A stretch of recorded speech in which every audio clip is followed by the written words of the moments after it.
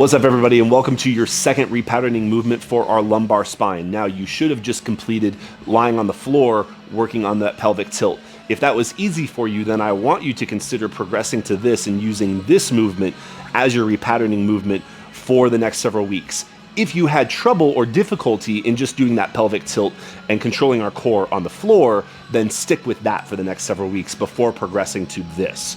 But for this, instead of being on the floor and letting gravity aid us in that core contraction and lumbar tilting, we're gonna come down into quadruped, hands and knees. All right, to set up for this, we're gonna come down to hands and knees, hands directly under the shoulders, knees directly under belly button, not under the hips. Hands about shoulder width apart, knees hip width. Now for this, if you can do this without shoes, even better. I want you to tuck your toes underneath you and put the pad of your toes to the floor if you can get them there. If not, that's okay. We still want to get activity and tension through the toes. Now, we want to go back between Now, we want to go as slow as we can between extension and flexion.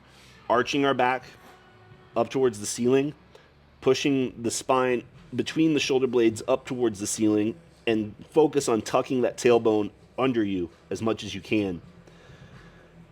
Then reverse and go as slow as you can the opposite direction and create as much arch or extension through that low back as we possibly can.